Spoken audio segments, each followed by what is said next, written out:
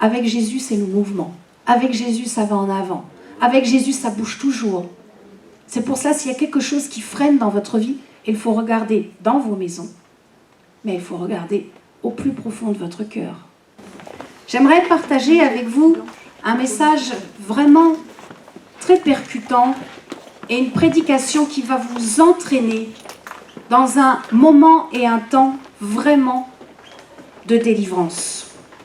Prenons dans la première épître de Jean, c'est à la fin de la parole de Dieu, un verset très court. La première épître de Jean, chapitre 5, verset 21. Jean dira, gardez-vous des idoles. Amen. J'aimerais partager avec vous ce soir cette prédication sur le thème de l'idolâtrie. Qu'est-ce que l'idolâtrie? Nous allons voir qu'il y a deux sortes d'idolâtrie. Et pourquoi Dieu a dit que l'idolâtrie est un péché? Et comment nous devons réagir face à toutes ces idoles? L'idolâtrie, au premier sens, c'est un peu un sens général, je dirais un peu un sens primaire. C'est se fabriquer un faux Dieu pour l'adorer au lieu d'adorer le Créateur. C'est s'agenouiller devant un faux Dieu et prier un faux Dieu au lieu de prier par le nom de Jésus ou au nom de Jésus-Christ. J'aimerais que nous puissions commencer à lire la parole de Dieu. Si vous voulez bien ouvrir dans l'Ancienne Alliance le livre d'Exode, Exode chapitre 20. Voilà ce que Dieu dit dans Exode chapitre 20, du verset 3 au verset 6. Voilà ce que Dieu dit à Moïse, à son peuple et à nous, aujourd'hui, en 2014. Tu n'auras point d'autre Dieu devant ma face. Tu ne te feras point d'image taillée, ni de représentation quelconque des choses qui sont en haut dans les cieux, qui sont en bas sur la terre, qui sont dans les eaux plus bas que la terre. Tu ne te prosterneras point devant elles, et tu ne les serviras point. Car moi, l'Éternel, ton Dieu, je suis un Dieu jaloux, qui punit l'iniquité des pères sur les enfants jusqu'à la 3e et la 4e génération de ceux qui me haïssent, et qui fait miséricorde jusqu'à la 1000e génération Amen. À ceux qui m'aiment et qui gardent mes commandements. La Bible est claire. Pas de statue de bois, pas de statue en bronze, en fer, en or, en argent. Et pourtant, le peuple de Dieu a reçu cette parole. Et qu'est-ce qu'ils ont fait peu de temps après? Et ils ont fabriqué un petit veau d'or. Ils ont fait fondre tout l'or qu'ils avaient sur eux. Et ils ont fait une statue de veau, un veau. Comment déjà on peut penser à faire un veau? Est-ce qu'un veau peut répondre à nos questions? Est-ce qu'un veau peut venir nous prendre dans les bras et nous dire « Ah, mais ne t'inquiète pas, tout va bien, je suis avec toi. » Il n'y a pas de souffle dans cette statue en or. Comment peut-on mettre notre amour d'un Dieu dans une statuette qui n'a pas du tout de souffle? Dans le Lévitique, au chapitre 26, verset 1, Dieu déclare « Vous ne vous ferez point d'image, vous ne vous élèverez ni image taillée ni statue, et vous ne placerez pas dans votre pays aucune pierre ornée de figures pour vous prosterner devant elle, car je suis l'Éternel, votre Dieu. » C'est le premier sens de l'idolâtrie, mais l'idolâtrie, ça va encore plus loin. Il y a un sens de l'idolâtrie qui est plus subtil. Il y a un sens de l'idolâtrie qui est un peu plus caché. C'est lorsque, dans ton cœur, quelque chose ou quelqu'un a pris la place de Dieu. C'est lorsque Dieu n'est plus sur le podium, à la première place dans ton cœur.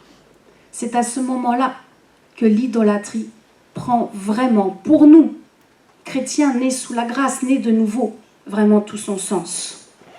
Rappelez-vous ce que Jésus a donné comme commandement. Dans Matthieu chapitre 22, verset 37,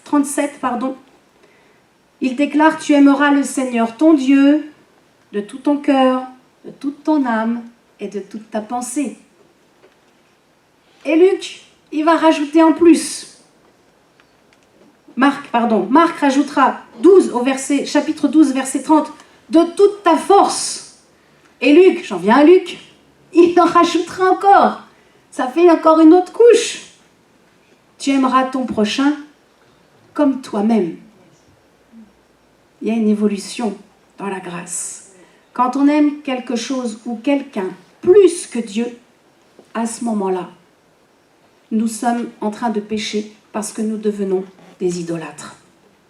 Alors, peut-être vous n'avez pas de statut chez vous, mais peut-être dans votre cœur, votre mari ou votre femme a une telle importance qu'elle a pris la place de Dieu.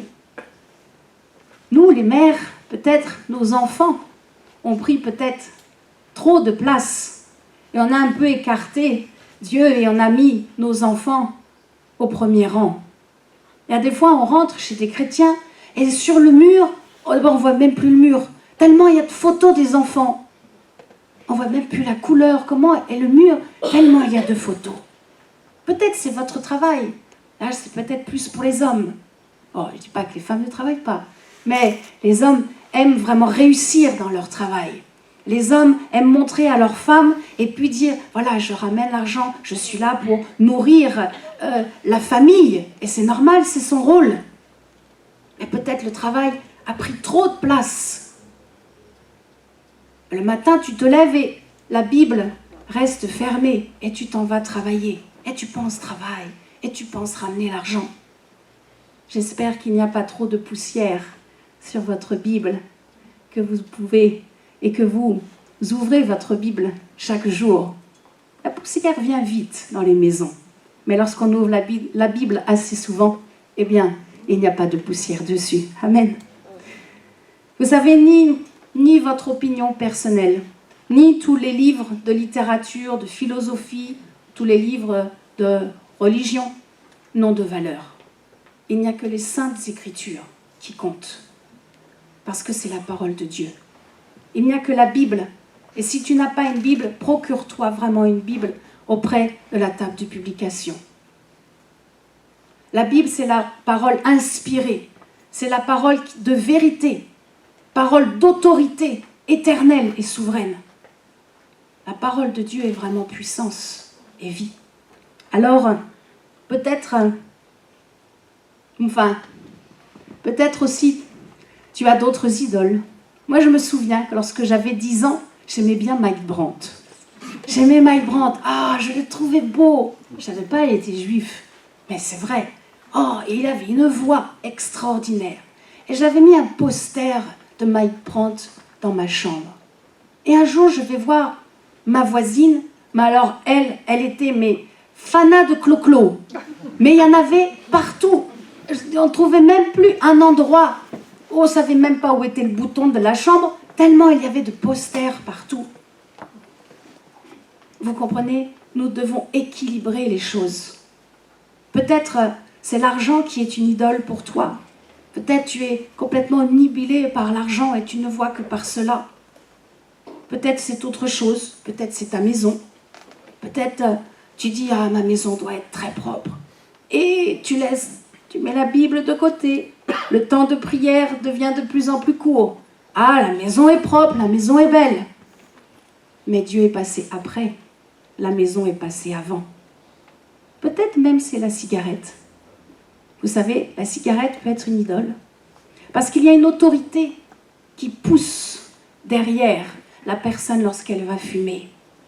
À chaque fois que tu es attristé, à chaque fois que quelqu'un est venu pour te blesser, hop, tu prends vite la cigarette et tu l'allumes.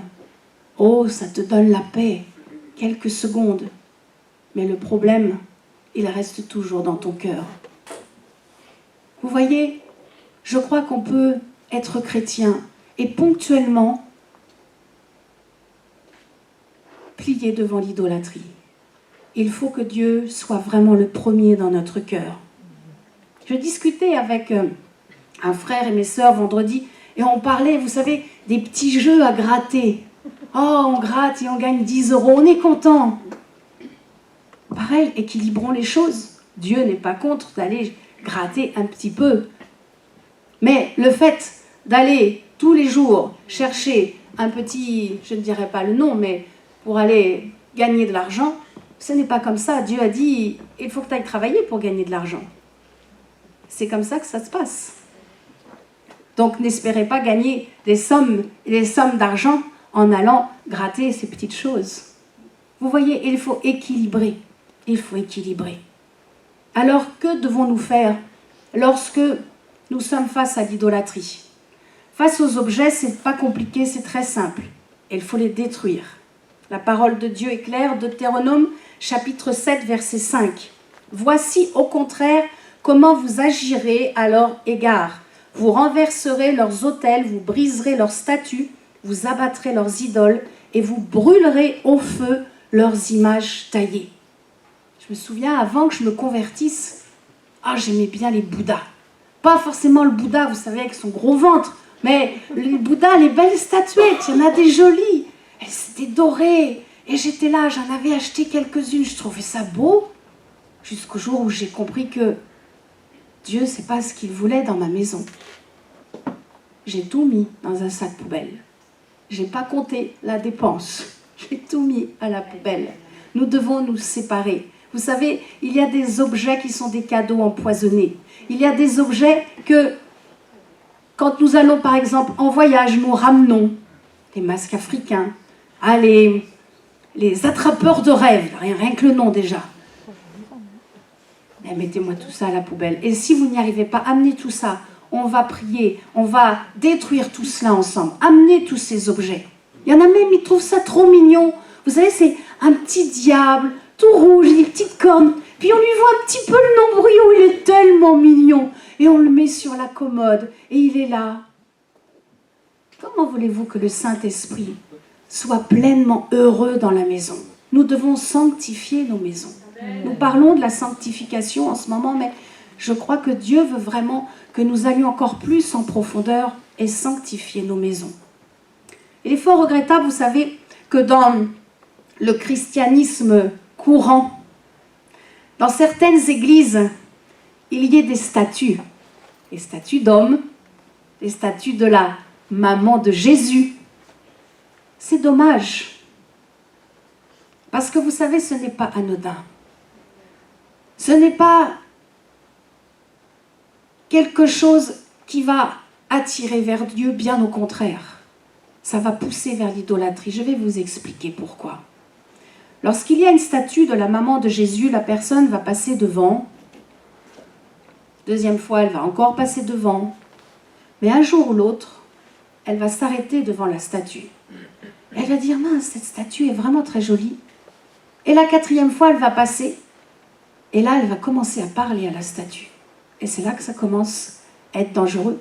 Et c'est là que ça commence à être l'idolâtrie. C'est au moment où la personne va être en train de prier cette statue qui n'a pas de souffle. À ce moment-là, l'idolâtrie vient et pénètre dans le cœur. C'est pour cela, c'est pas anodin.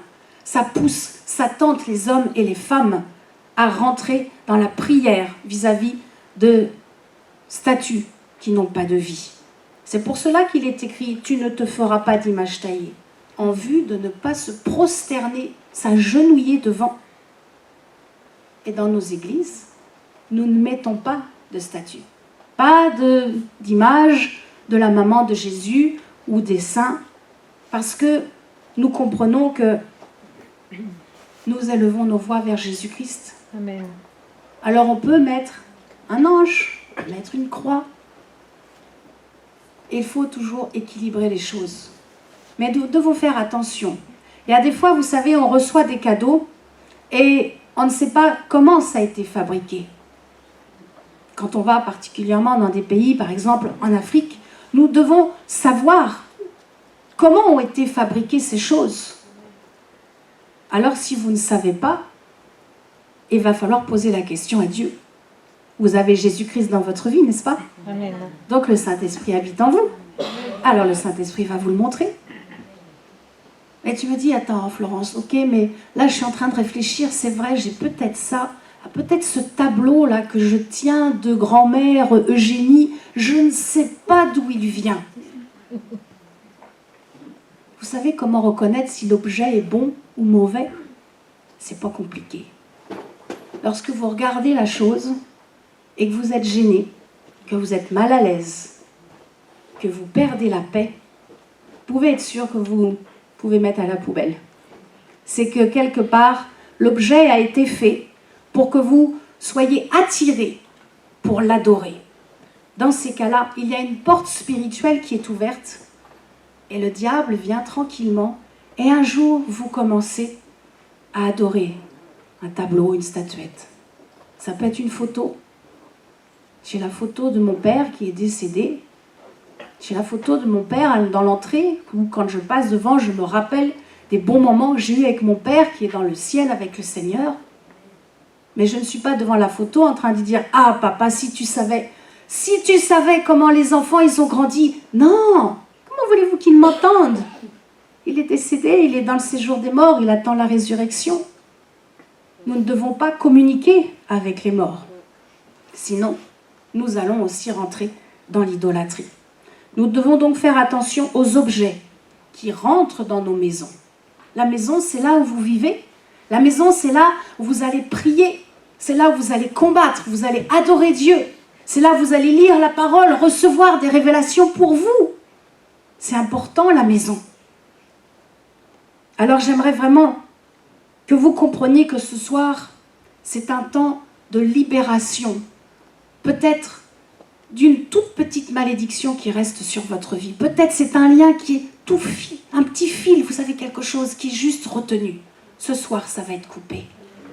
Aujourd'hui, je confesse que vous allez recevoir une bénédiction dans votre vie et que vous allez être libérés de toute malédiction d'idolâtrie, soit de vos ancêtres ou par des choses que vous avez faites, ou de tout ralentissement dans votre vie.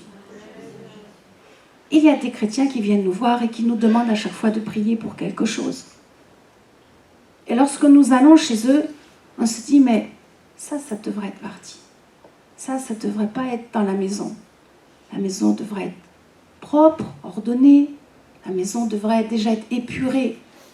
Et si vous êtes une jeune brebis dans la maison de Dieu, je vous conseille de faire un grand ménage. D'abord, c'est bien de faire un grand ménage dans la maison, mais d'aller dans le grenier, de voir ce qui peut traîner, d'aller dans les sous-sols, de chercher dans les cartons qu'est-ce qui peut rester ici. Parce que votre vie ne doit pas être au ralenti. Avec Jésus, c'est le mouvement. Avec Jésus, ça va en avant. Avec Jésus, ça bouge toujours. C'est pour ça, s'il y a quelque chose qui freine dans votre vie, il faut regarder dans vos maisons, mais il faut regarder au plus profond de votre cœur. Et là, seul le Saint-Esprit vous le montrera. Vous mettez sur vos genoux et vous dites, Saint-Esprit, maintenant, montre-moi ce qui ne va pas. Et je crois qu'en cet instant, le Saint-Esprit est en train de vous montrer s'il y a quelque chose qui a pris la première place dans votre cœur. Le Saint-Esprit est en train de vous montrer individuellement. Dieu est un Dieu tout-puissant et nous devons vivre dans l'équilibre de la foi.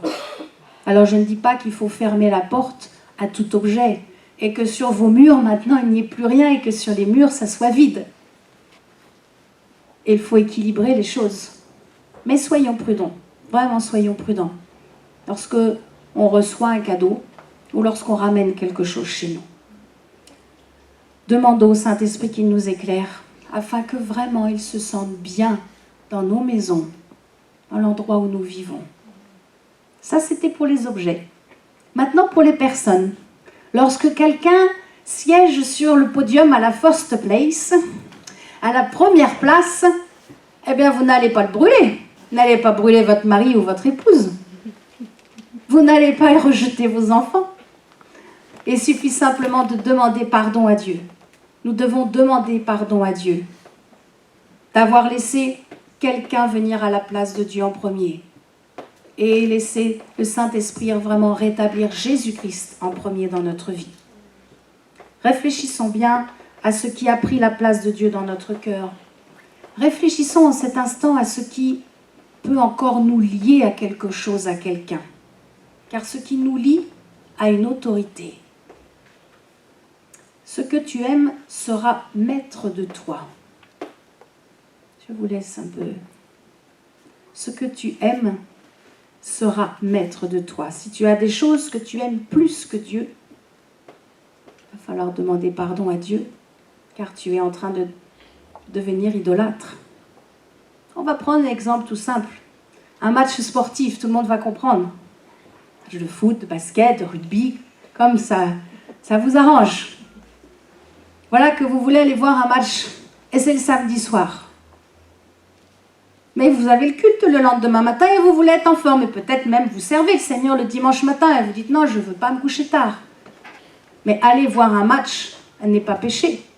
Par contre, si tu vas évidemment tous les samedis soirs, que tu sors, que tu te couches tard, que le dimanche matin, ta mère, elle est là en train de te secouer, allez, on va à l'église, et qu'au bout de 10 fois, elle n'en peut plus, parce que toi, tu dors toujours sous la couette bien au chaud, eh bien là, il va falloir commencer à te poser la question, est-ce que vraiment Jésus est le premier dans mon cœur? Dans ces cas-là, il va falloir recadrer. Il va falloir recadrer l'amour de Dieu dans ton cœur. C'est comme ça que l'idolâtrie va partir. L'amour est un lien. Et oui, je suis liée. Je suis liée à ce que j'aime.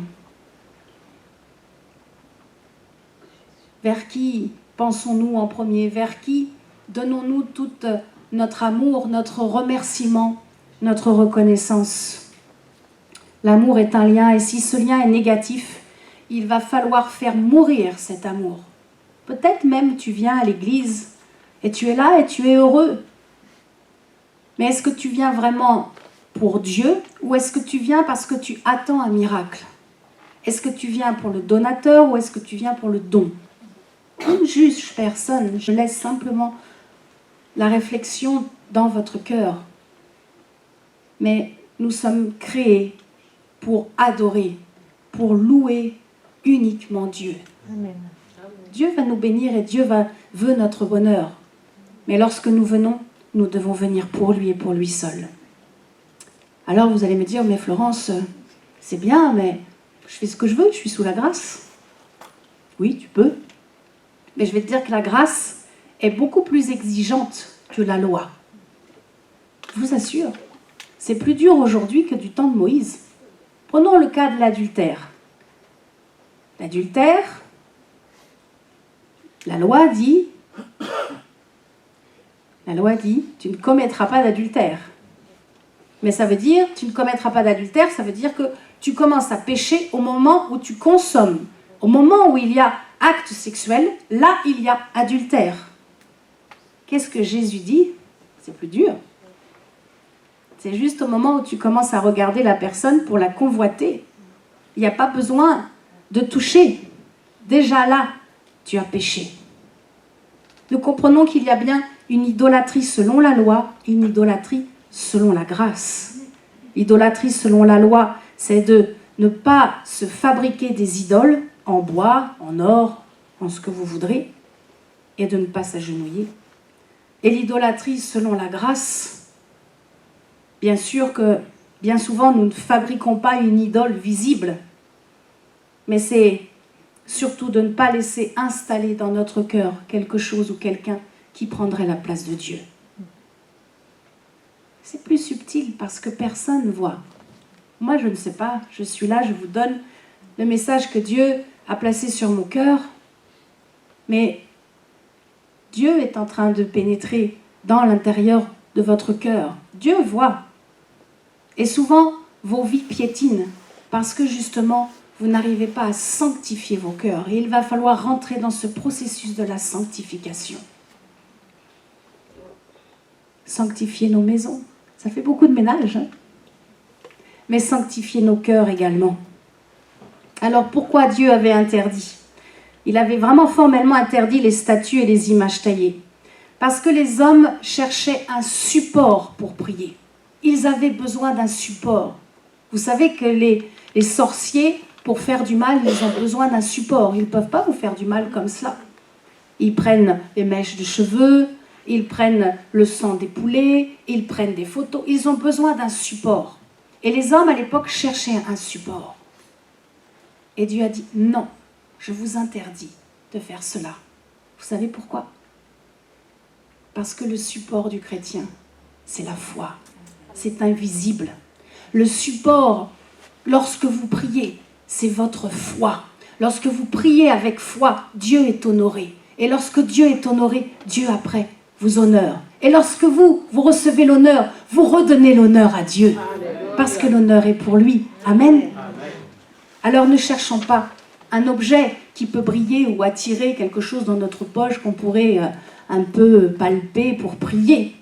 Non, cherchons simplement Dieu avec foi et avec un cœur honnête, avec un cœur simple. Amen. Alors, je vous assure que la prière est puissante. Et j'aimerais vraiment ce soir, et je vous invite maintenant vraiment à vous lever, j'aimerais vraiment ce soir que nous puissions proclamer ensemble des paroles qui vont vraiment vous libérer, des paroles de victoire. Vous savez, la confession, c'est une bonne chose. Vous pouvez bien sûr parler à l'intérieur de vous, murmurer, mais si vous pouvez parler à haute voix, c'est encore plus fort. Ça met vraiment un chaos dans le camp de l'ennemi. Nous allons avoir vraiment des paroles de renoncement face à l'idolâtrie. Ça va annuler toute malédiction, tout ralentissement dans votre vie, sur vous et sur votre descendance. Nous allons couper, s'il y reste encore un lien par nos ancêtres qui ont pratiqué l'idolâtrie, nous allons couper cela. Amen, afin de repartir complètement libérés. Aujourd'hui est un jour de bénédiction. Je proclame que vraiment aujourd'hui est un jour de bénédiction pour vous. Amen. Ne pensez pas que cette prière est une prière toute faite. Je vous assure, et Dieu m'en est témoin, que cette prière est vraiment inspirée par le Saint-Esprit. Et lorsque je le dis, je le pense avec vous. Car si même sur ma vie, il reste encore un lien, un petit fil, je veux que ce soir, il soit coupé. Afin que ma vie avance. Afin que ma descendance, mes enfants, mes petits-enfants soient bénis. Afin que nous puissions un jour nous retrouver tous dans le ciel de gloire, ce ciel où nous serons heureux, où il n'y aura plus de chagrin. Aujourd'hui est un jour de victoire pour vous et pour toute votre descendance. Amen. Alors si vous voulez bien répéter après moi, Seigneur Jésus, je désire t'honorer et t'aimer. Je te demande pardon pour toute forme d'idolâtrie dans ma vie. Aujourd'hui est un jour de bénédiction et de libération pour moi et pour ma descendance.